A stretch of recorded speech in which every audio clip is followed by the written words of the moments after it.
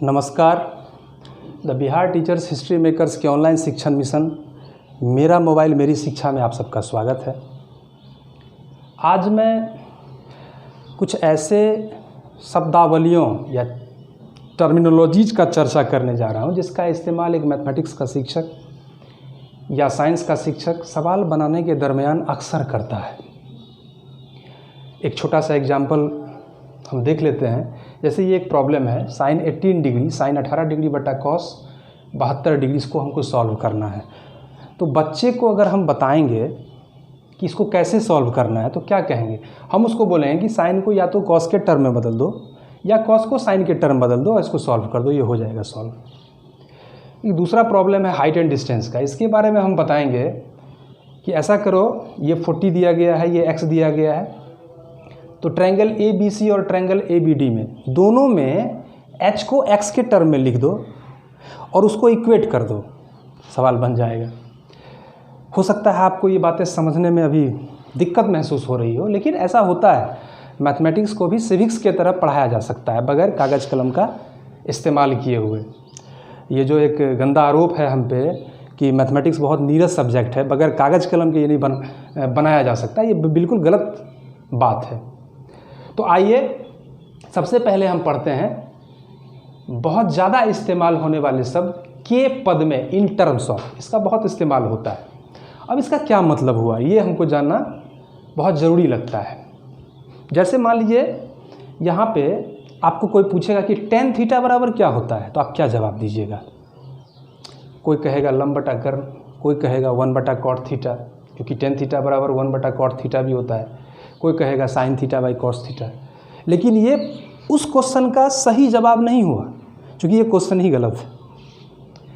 हाँ, अगर ये पूछा जाए कि tan थीटा को भुजाओं के पद में बोलो, तो आप बोलिएगा tan theta equal to perpendicular बटा बेस।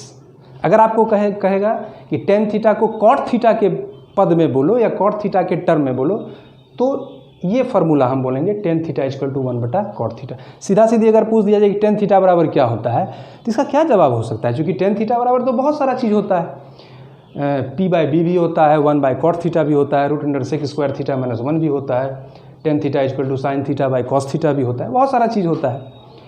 तो इस शब्द का हम बहुत इस्तेमाल करते हैं इन टर्म्स ऑफ।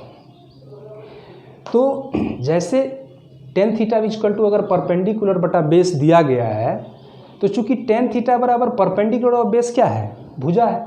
तो tan थीटा बराबर हम भुजा की चर्चा किए हैं, इसलिए ये क्या है? tan थीटा भुजा के पद में है। tan थीटा इक्वल टू 1 बटा कॉट थीटा। तो यहाँ पे tan थीटा बराबर किसको लिखे हैं? कॉट थीटा को लिखे हैं। अचर को हम इग्नोर करके चलते हैं। तो tan थीटा को कॉट थीटा के पद में बोलना है या लिखना है, इसका मतलब हुआ tan थीटा बराबर आप ऐसा चीज़ लिखिए जिसमें कॉट थीटा है। आपको अगर कहेगा tan थीटा को साइन थीटा और कॉस थीटा के पद में एक्सप्रेस करो या व्यक्त करो, इसका मतलब आपको कहा जा रहा है कि tan थीटा बराबर आप ऐसा चीज़ बोलो जिसमें साइन और कॉस आए। एक इंटरेस्टिंग तरीके से मैं इसे बताना चाहूँगा कि जैसे मेरा नाम है अनूप कुमार झा और मैं अपने बहन के कॉलेज में गया, तो अगर कोई पूछेगा, चूँकि वहाँ मेरी बहन को सभी लोग जानते हैं, तो वहाँ पे हमको किसके पद में व्यक्त किया जाएगा? कहेगा नूतन का भाई। तो यहाँ पे अनूप कुमार झा किसके पद में व्यक्त हुआ है? अपने बहन के पद में। लेकिन अगर हम अपने पिताजी के नानी घर जाएं और वहाँ मुझे व्यक्त करना हो ताकि लोग समझ जाएं मेरे बारे में, तो नूतन का भाई बोलेगा तो कोई नहीं समझेगा। वहाँ पे हमको अपने पिताजी के टर्म में एक्सप्रेस करना पड़ेगा और बोलेगा चंद्रमोहन का बेटा है, इसको नहीं पहचानते, ये चंद्रमोहन का बेटा है। तो अगर हम अपने बहनोई के यहाँ जाएँ, बहन के ससुराल जाएं, तो वहाँ पे अगर कोई हमको मेरा परिचय कराएगा और वहाँ पे अगर मेरी बहन के टर्म में बोला जाएगा या मेरे पिताजी के टर्म में बोला जाएगा, तो कोई हमको नहीं पहचानेगा। तो वहाँ पे किसके टर्म में एक्सप्रेस करना ज़्यादा उपयुक्त रहेगा? तो वहाँ पे अपने बहनोई के नाम के टर्म में, मतलब बहनोई के टर्म में एक्सप्रेस करेगा, तो हम मेरे बारे में सभी जान जाएंगे। तो वहाँ पर कहेगा अनूप कौन है? तो ये पंकज का दुलड़ुआ है। हमारे यहाँ बहनोई के गाँव में साले को दुलड़ुआ कहा जाता है। तो के पद में इसका हम लोग बराबर इस्तेमाल करते हैं। और ये क्या हुआ, मुझे लगता है आप लोग समझ गए होंगे।